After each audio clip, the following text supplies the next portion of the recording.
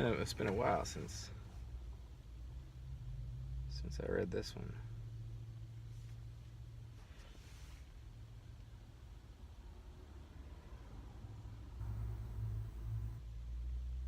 What the heck?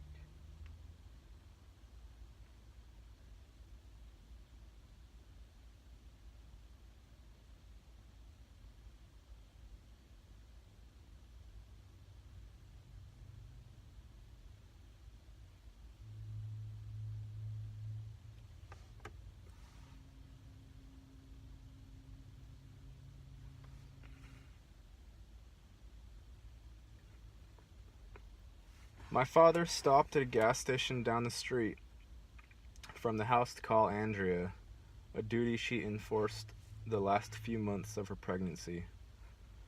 Cravings overtook her like spasms, engulfing her whole body with food lust. Tonight she wanted Taco Bell. A few minutes later, and a plastic bag full of tortillas, cheap fried beef, and burnt beans to act as our toll, we were back in the driveway. We went inside and my father took several trips back to his truck to bring in my books.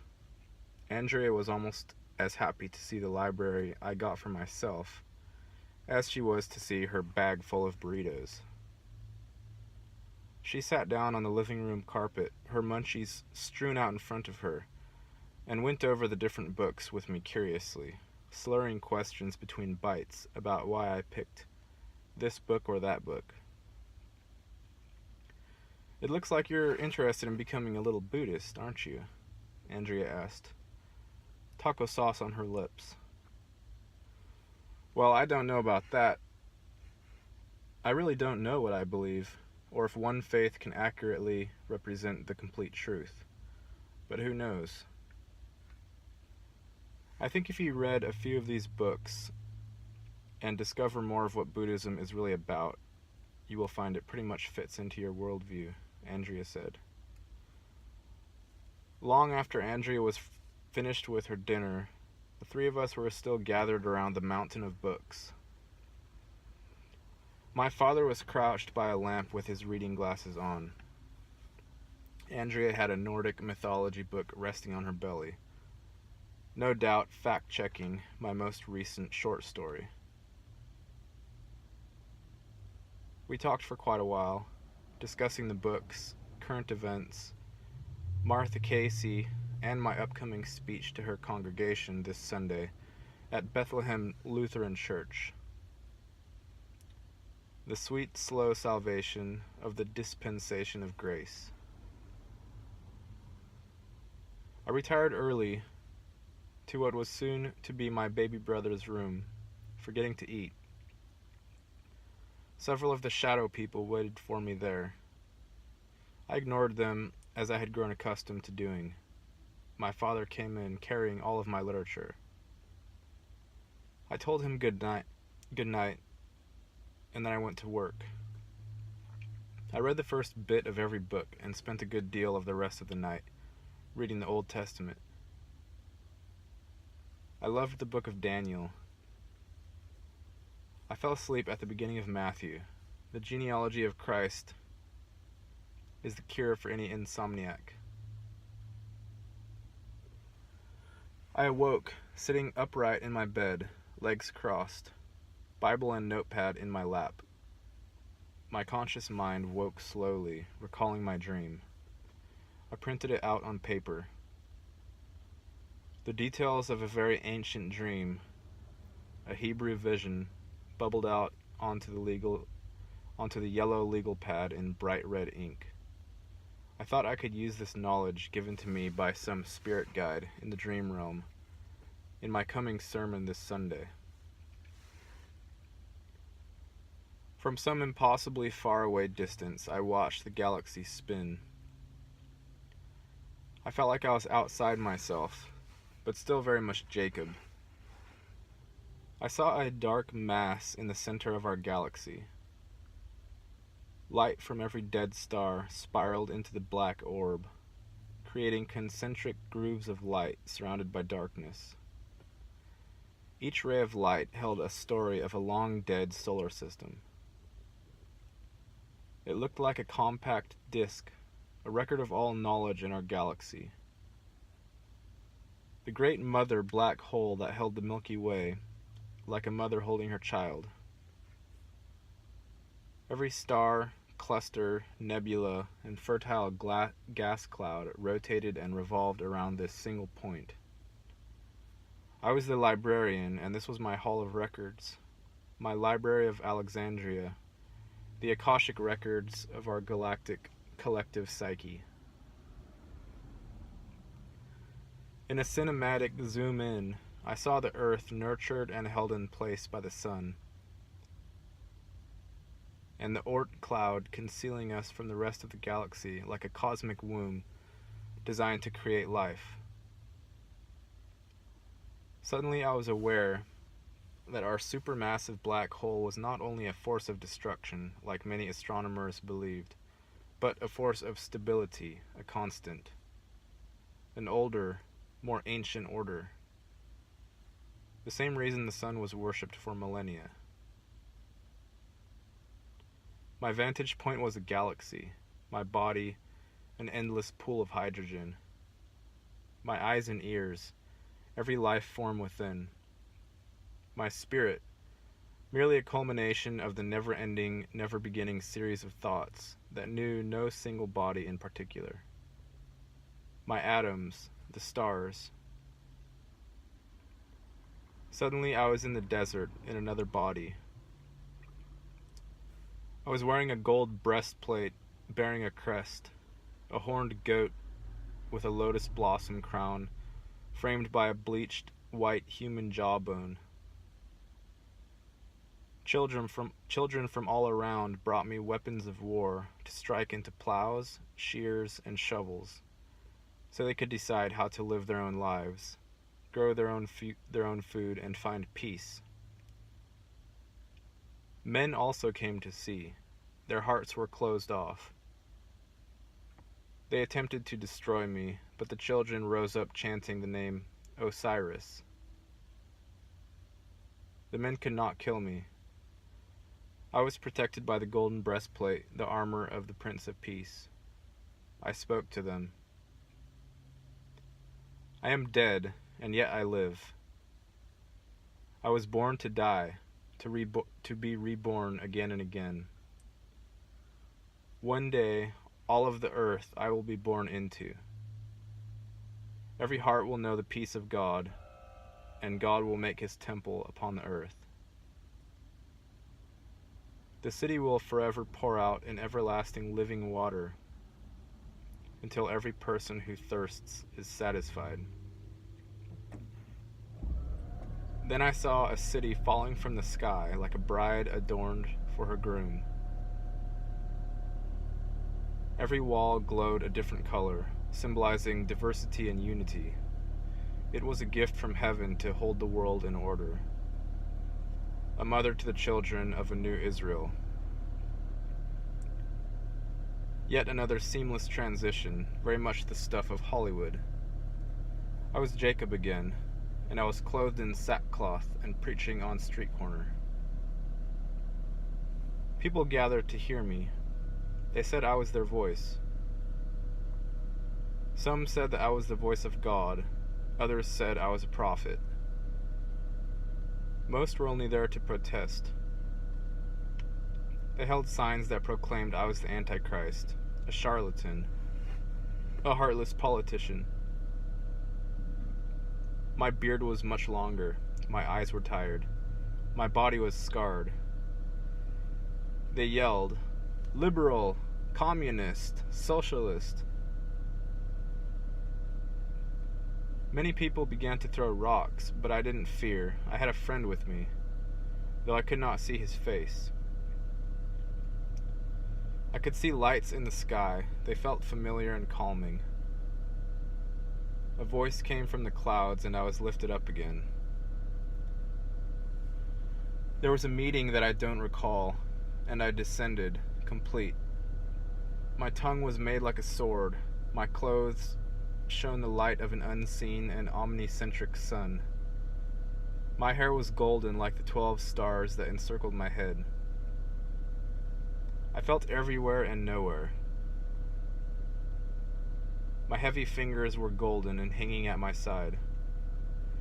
On my thigh was written, King of Kings, Lord of Lords. Pacifism and sacrifice was my shield. My word was my weapon of mass destruction. My horse, 2 interlocked rainbows. I stood in the middle of 7 hills on a cross laid out for me, and all other free speakers. We made our case, but we were presented as lambs before the slaughter. Our judges wore the skin of a lamb over their genitals to cover their sin. We were already dead to them, but it was not their decision who would be let into the great wedding. The names had already been written in the book of life, and not one would be blotted out. The beast's time is short, and he knows it. His wrath is terrible, and all who know him praise him or die. Change will come. The final sentences poured out onto the paper written by my hand, but dictated by a higher source. The one with hair of wool is a clever wolf in disguise. The dragon will give him power and his throne. I didn't understand what this meant. I rarely grasped meaning from these cryptic codes. I got up from bed and put my notebook with the rest of the stack. I marveled at how many notebooks I had filled over the years. To most people, it would look like an awful lot of gibberish, but they were a source of pride for me. One day I would need all of this work, though I didn't yet know why. I went downstairs and got some food. My father tried to talk me into studying for my GED, but I wasn't in the mood. I chose a volume on Nazi occultism and the secret Nazi aircraft of World War II from my room, and read it in the living room. My father left while I was reading and returned without me noticing. He brought me home a study guide for the GED. He told me that there was a test on Friday I could take to get my high school equivalency. I told him I didn't mind taking the test as long as he would drive me there. I finished the study guide before dinner. It only took me a few minutes.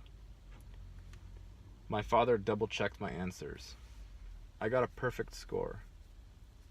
He seemed pretty happy about that, bouncing around the whole house, telling Andrea how smart I was. They both seemed very impressed. After dinner, I picked up a book on the lost city of Atlantis and started reading. My father asked me how I managed to do so well on the GED study guide. I told him the truth. The answers just came to me. I hadn't done any work, so no pride came with my accomplishment. Besides, it's just a GED. Did you see how easy some of the questions were? I assume my explanation only furthered his incredible theory about me. I was becoming a source of information, a hub, a computer plugged into the internet. All I ever needed to know was just a cerebral mouse click away. I could not access it as consciously as I wished, but it was then that I became aware that, like with any other ability, it could be honed in time, sharpened with practice. The rest of the week passed without interest. My birthday came and went. I finished the rest of the Bible and started working on my sermon. My speech was concentrated on the New Testament, particularly Revelations. I still had a lot to write, and I wasn't sure what I was supposed to say, but this was a step I knew I had to take. It would solidify my mind and my message. My father wanted to give me driving lessons so I could get my license. I refused. Vehicles were so archaic, little metal boxes humming and spewing fumes over a flat stone path. Surely human ingenuity could come up with something better than the gas-powered engine. According to that Nazi book I read, the Germans invented the flying saucer. Why aren't we flying around in those? I asked my father. He thought my question was hilarious and ludicrous, but he knew better, even then, to question me. I guess Detroit won't hire Nazis or extraterrestrials. Part of their contract with the UAW, I suppose. My father let out a huge belly laugh. I never did get my driver's license, but on Friday I took my GED test and passed in the top 98th percentile. Apparently my answer sheet was sloppy. I figured I would get an easy 100. My father was proud of me. He tried to get me to enroll in a couple of scholarship programs for college, which, combined with money from the Caseys, would make it easy to get a degree from a community college. I declined. College isn't for me, I insisted. There were much bigger plans laid out for me, though I wasn't sure yet exactly what those plans were. I would follow my instincts. All I knew then was that I wanted to get away from South Carolina. My ancestors had come over from Germany a century and a half earlier. They left their homeland to seek religious freedom and a way of life that reflected their belief structure. I would do the same. The Saturday before my big talk at Bethany Church, my father came to me with some news. He'd seen his friend from the zoo, the geologist, and they took a trip to get a few soil samples from the circles in my field of dreams across from the church. The soil had proven to be unique. A number of tests were done from around the circles and from the soil within the two interconnected rings. The circle soil was completely water resistant. It contained more calcium and more soluble salts than the control sample, whereas the soil from outside the circles and in the surrounding field were more acidic. An unknown hydrocarbon and an organic material composed of white fiberglass-like strands were found in high quantities within the contaminated soil. I asked a lot of questions about their conversation, and my father was more than willing to tell me every detail. He told me that he'd explained his theory to the geologist, as crazy as it sounded. He said that he told the geologist that he believed some kind of advanced aerial craft had landed at the site a few years back. He said that he thought the rings were formed by some type of propulsion on liftoff, and the geologist didn't outright reject his assertions.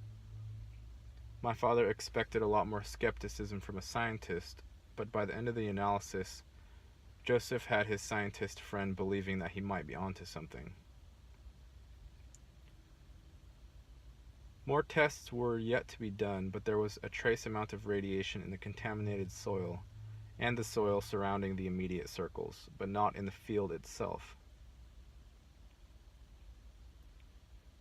Both the geologist and my father noticed that their watches were off. When they got back to the truck, they had to adjust their watches by several minutes after only an hour or so of investigation. Time, it seems, was irregular within this holy zone. This astonished both of the men who had always thought that time was a constant linear flow, a progression forward through space. But here was serious scientific proof to declare otherwise. Apparently these Nordic aliens were also manipulating space and time. I didn't know what to think about that. I thought about the golden orbs of time I had dropped in the shed. I had lost them, but their effects were still being felt. I was still the master of time, as we all are. If you believe in the future is now, a sacred, ever-expanding spiral.